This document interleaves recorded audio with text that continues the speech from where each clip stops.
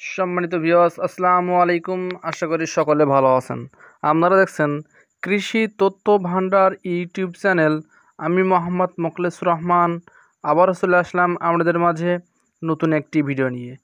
আজ এই ভিডিওর মাধ্যমে আমরা আলোচনা করতে যাচ্ছি আমন ধানের জমি প্রস্তুত থেকে শুরু করে শেষ পর্যন্ত, অর্থাৎ জমি রোপণ থেকে শুরু করে চাষাবাদ থেকে শুরু করে একদম আমাদের জমিতে ধান উঠে যাওয়া আগ পর্যন্ত আমাদের জমিতে কয়বার সার প্রয়োগ করতে হয়, কী কী সার প্রয়োগ করতে হয়, কতদিন পর পর প্রয়োগ করতে হয়, এই A to Z বিস্তারিত আজ আমরা এই ভিডিওর মাধ্যমে জানবো।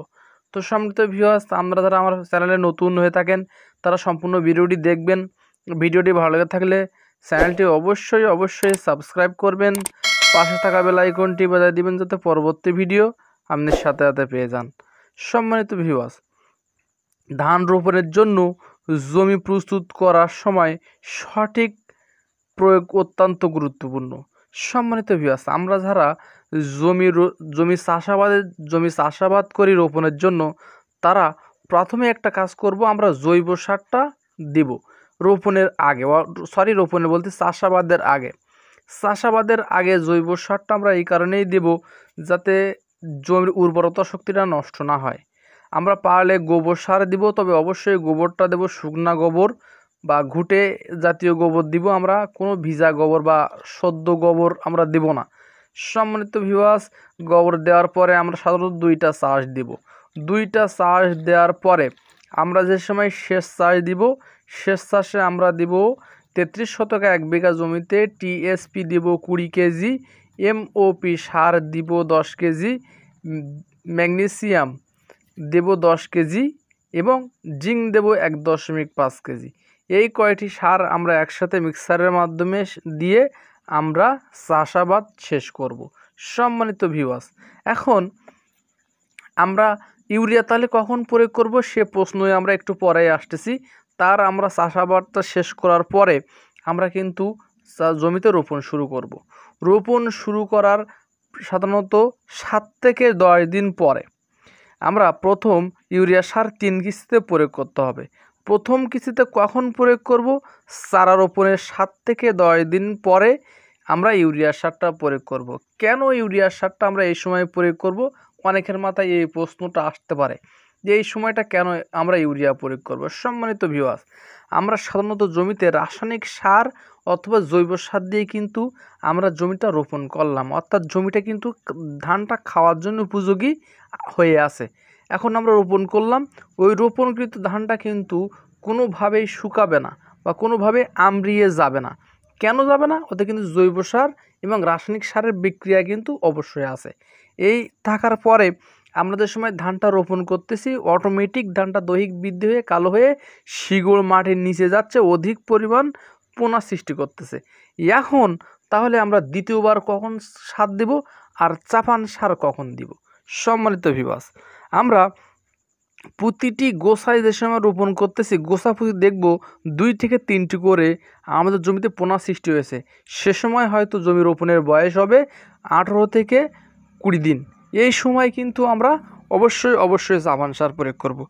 এই চাপান সারে একটা তালিকা অবশ্যই ডিসপ্লেতে দেখতে পাবেন, তারপরও আমি বলে দিই চাপান সারটা কী কী সার প্রয়োগ করবেন। সম্মানিত ভিউয়ার্স, আমরা চাপান সারে দ্বিতীয় কিস্তিতে আমরা ইউরিয়া প্রয়োগ করব। 33 শতকে জমিতে আমরা ইউরিয়া প্রয়োগ করব। কি ইউরিয়া সার প্রয়োগ করব সেটার একটা তালিকা ডিসপ্লেতে দেখতে পাবেন, তাও আমি বলে দেই। ইউরিয়া প্রয়োগ করব 20 কেজি, ডিএপি প্রয়োগ করব 10 কেজি, থিওভিট, ফেয়ার অ্যাগ্রোকেমিক্যালস কোম্পানির অ্যাগ্রোভেট ডিএফ। সম্মানিত ভিউয়ার্স, ফেয়ার অ্যাগ্রোকেমিক্যালস কোম্পানির অ্যাগ্রোভেট ডিএফ, অটো কোম্পানির কোমুলাস ডিএফ, আর সিনজেন্টা কোম্পানির থিওভিট, এই 3টে থেকে যে কোনো একটি 1 কেজি হারে আমরা নিব।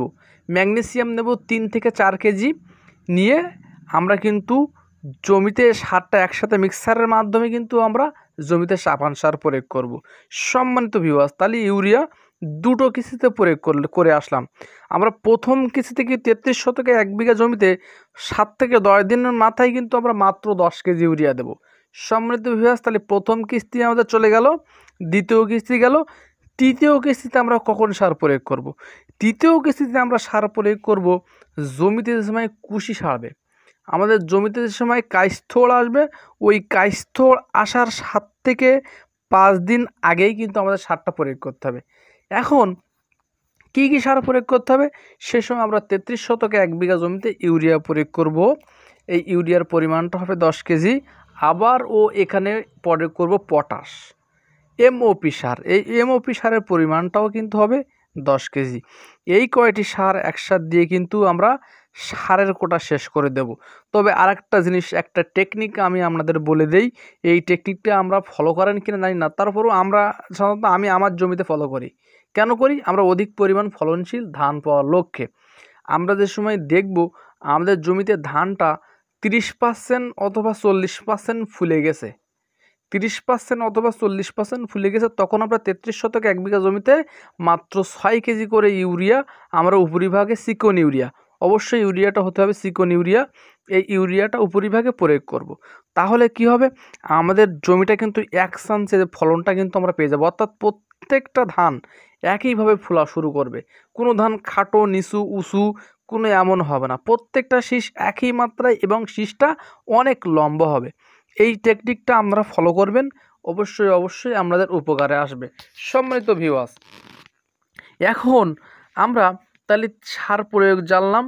এখন ডিসপ্লেতে অবশ্যই একটা নাম্বার দেখতে পাবেন, এই নাম্বারে আপনারা যোগাযোগ করে সার এবং ধানের বিষয় সমস্ত পরামর্শ আপনারা পেয়ে যাবেন। কৃষি বিষয়ে যত পরামর্শ নিতে চান ইনশাল্লাহ আমার হোয়াটসঅ্যাপ নাম্বার দেওয়া থাকবে, আমার ইমো নাম্বার দেওয়া থাকবে, আপনারা এই নাম্বারে যোগাযোগ করে আমাদের সাথে কন্ট্যাক্ট করতে পারবেন। সম্মানিত ভিউয়ার্স, আমি গ্রাম অঞ্চলের ছেলে, আমার কথায় অনেক ত্রুটি থাকতে পারে, ভুলভ্রান্তির দৃষ্টিতে দেখবেন। সম্মানিত ভিউয়ার্স, ভিডিওটি ভালো লেগে থাকলে চ্যানেলটি অবশ্যই সাবস্ক্রাইব করবেন, পাশে থাকা বেল আইকনটি বাজিয়ে দিবেন যাতে পরবর্তী ভিডিও আপনার সাথে পেয়ে যান। সবাই ভালো থাকবেন, সুস্থ থাকবেন। আল্লাহ হাফেজ।